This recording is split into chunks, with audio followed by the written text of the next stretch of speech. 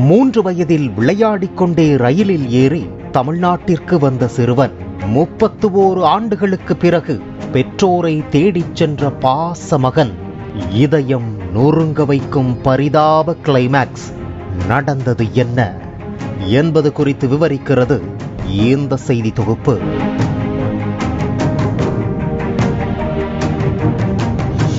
ஆந்திர மாநிலம் கர்னூல் மாவட்டம் அதோனி பகுதியைச் சேர்ந்தவர் வீரேஷ் ஜனார்த்தன். 1993 ஆண்டு அதோனி ரயில் நிலையம் அருகே விளையாடிக் கொண்டிருந்த போது விளையாட்டுத்தனமாக ரயிலில் ஏறிய போது அவருக்கு 3 வயது. ரயில் அவரை தமிழ்நாட்டின் தலைநகரமான சென்னைக்கு அழைத்து வந்துள்ளது. அங்கு ரயில்வே போலீசார் சிறுவனை விசாரித்த போது தனது தந்தை பாட்டி பெயரை தவிர வேறு எந்த பதிலும் சரியாக சொல்ல தெரியாமல் இருந்துள்ளார்.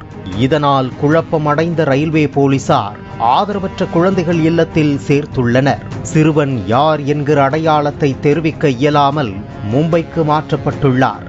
அங்கு வளர்ந்து தனது வாழ்க்கையில் கொஞ்சம் கொஞ்சமாக முன்னேற ஆரம்பித்துள்ளார் வீரேஷ். நவி மும்பையில் திருமணம் செய்து மனைவியுடன் வாழ்ந்து கொண்டிருந்த வீரேஷ் தனது மனைவியுடன் கேட்டரிங் தொழில் நடத்தி வருகிறார். அவருக்கு 2 மகன்கள் உள்ளனர். இதனைத் தொடர்ந்து அவர் தனது பெற்றோரை தேட ஆரம்பித்தார். உள்ளூர் யூடியூப் சேனல்கள், துணை கலெக்டர் ஆகியோரின் உதவிகளுடன் தனது பெற்றோரை தேட காத்திருந்தது அதிர்ச்சிதான். அதாவது வீரேஷின் தாய்மாமா ஜெகதீஷ், அத்தை லட்சுமி உள்ளிட்ட உறவினர்கள் இது சிறுவயதில் காணாமல் போன தனது தங்கை மகன் என்பதை அறிந்து போலீசார், துணை கலெக்டர் மௌரிய பரத்வாஜ் மற்றும் யூடியூபர்ஸ் மூலம் வீரேஷை சந்தித்தனர். அந்த உருக்கமான சந்திப்பு சுற்றியிருந்தோரை கண்கலங்க வைத்தது. வீரேஷ் கர்னூல் நகரின் புறநகரில் உள்ள சுதிரெட்டி பல்லே கிராமத்திற்கு அழைத்துச் செல்லப்பட்டார். வீரேஷ் இப்போது ஹிந்தி மற்றும் ஆங்கிலம் மட்டுமே பேசுகிறார். தெலுங்கு மறந்துவிட்டார் என்றாலும் உறவினர்களுடனான உணர்ச்சி பூர்வமான சந்திப்பு மொழியை கடந்து உருக வைத்தது.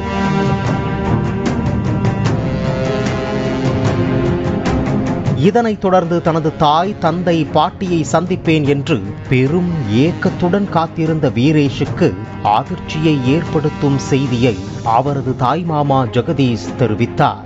அதாவது வீரேஷ் காணாமல் போன பிறகு அவரை பல இடங்களில் தேடிய அவரது அப்பா ஜனார்த்தன் 1997 ஆண்டு இறந்துவிட்டார். அவரது அம்மா பத்மாவும் 2001 ஆண்டும், அவரது பாட்டி அஞ்சனம்மா 2011 ஆண்டில் இறந்துவிட்டதாக கூறினார். இந்த தகவலை கேட்ட வீரேஷ் மனமுடைந்து அழுதுள்ளார். இருப்பினும் தனது தாய்மாமா மற்றும் அத்தை, அவரது பிள்ளைகளின் உறவுகள் கிடைத்ததைக் கண்டு மகிழ்ச்சி அடைந்தார். இது குறித்து ஜெகதீஷ் கூறுகையில், சிறுவயதில் 1993 ஆண்டு வீரேஷ் காணாமல் போனார். பல இடங்களில் தேடியும் கிடைக்கவில்லை.